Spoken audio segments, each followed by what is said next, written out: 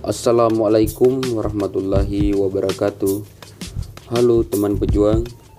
Jadi di video kali ini saya akan menjelaskan mengenai perkembangan teori atom. Nah, sebelum melanjutkan, alangkah baiknya kalau teman-teman mengenal saya. Jadi perkenalkan, nama saya Sakriadi. Biasa dipanggil Sakri, biasa juga dipanggil Aldi. Saya dari program studi Teknik Pertanian Stiper Kabupaten Kutai Timur. Nah, kita masuk pada materinya. Jadi atom itu berarti ada dua kata. Yang pertama kata A, yang kedua tomos. Jadi arti dari kata A ini yaitu tidak, dan tomos yang berarti dipotong-potong. Sehingga dapat disimpulkan bahwa atom adalah tidak dipotong-potong atau tidak bisa dibagi-bagi. Pengertian ini didasarkan pada penemuan pertama teori atom oleh John Dalton. Jadi teman-teman, yang pertama menemukan teori atom yaitu John Dalton. Nah, John Dalton ini mengemukakan teori atom dan menyatakan bahwa atom adalah bagian terkecil penyusun benda.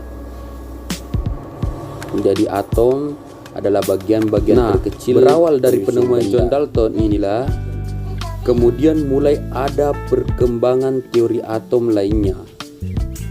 Nah, ini awal dari John Dalton, kemudian perkembangan teori atom lainnya ini muncul.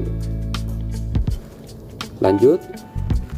Perkembangan teori atom yang berawal dari konsep yang dikemukakan oleh John Dalton berkembang sampai teori atom modern yang dikemukakan oleh Heisenberg dan Schrödinger.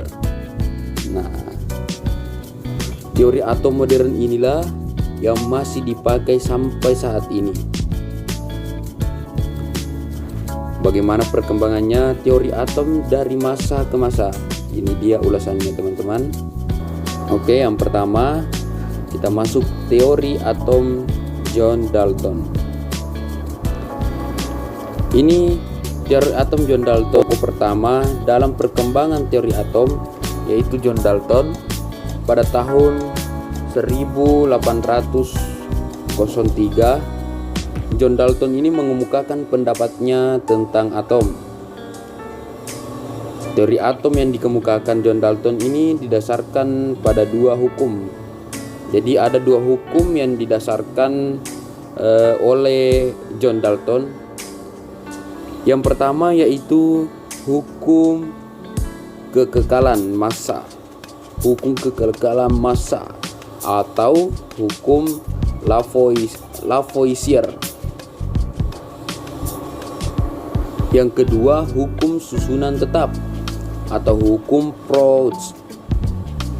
Nah, yang pertama tadi hukum kekekalan massa, yang dimaksud di sini adalah massa total zat-zat sebelum reaksi akan selalu sama dengan massa total zat-zat hasil reaksi. Hukum yang kedua, hukum susunan tetap, yaitu perbandingan massa unsur dalam suatu senyawa selalu tetap. Nah, itu perbedaannya ya antara hukum kekekalan massa dengan hukum susunan tetap. Lanjut.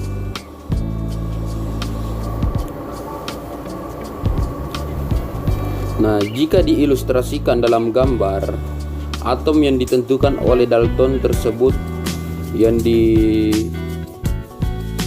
dikemukakan oleh Dalton berbentuk bola pejal. Jadi kita lihat di atas gambarnya atom Dalton.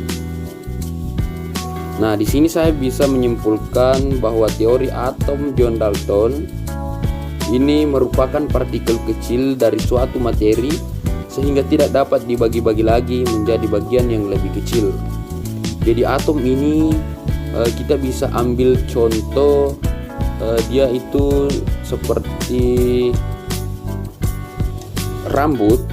Jadi rambut apabila dibelah dua, habis dibelah dua kemudian dibelah dua lagi sampai tidak bisa kita lihat dengan kasat mata. Jadi atom ini sangat kecil, tidak bisa dilihat dengan kasat mata. Dan atom ini tidak dapat diciptakan atau dimusnahkan. Atom tidak dapat diciptakan dan tidak dapat dimusnahkan. Atom digambarkan seperti bola pejal sederhana dengan ukuran sangat kecil. Nah, atom ini kalau mau diukur, ukurannya sangat-sangat kecil. Seperti saya bilang tadi, atom tidak dapat dilihat dengan kasat mata. Saking kecilnya itu atom, kita tidak bisa melihat. Kalau debu mungkin lebih kecil daripada debu. Nah, penyusun unsur adalah atom-atom yang sama. Penyusun senyawa adalah atom-atom yang berbeda sesuai unsur penyusunnya. Atom-atom yang bergabung membentuk senyawa dengan perbandingan bilangan bulat dan sederhana. Oke. Perkembangan teori atom pada masa John Dalton masih banyak memiliki kekurangan, namun teori atom yang dikemukakan John Dalton juga memiliki kelebihan. Nah, atom John Dalton ini mempunyai kelebihan. Apabila mempunyai kelebihan, otomatis juga mempunyai kelemahan. Nah, kelebihannya yaitu mampu membangkitkan minat terhadap penelitian tentang model atom berikutnya. Itu adalah salah satu kelebihan. Nah, kelemahannya tidak bisa menjelaskan hubungan antara larutan senyawa dan daya hantar arus listrik. Ya, itu kelemahannya. Jadi mungkin sampai di sini penjelasan yang saya bawakan. Masih banyak sebenarnya teori-teori atom kalau kita ikuti perkembangan-perkembangannya. Cukup sampai di sini video saya. Apabila ada kekurangan mohon dimaafkan. Assalamualaikum warahmatullahi wabarakatuh.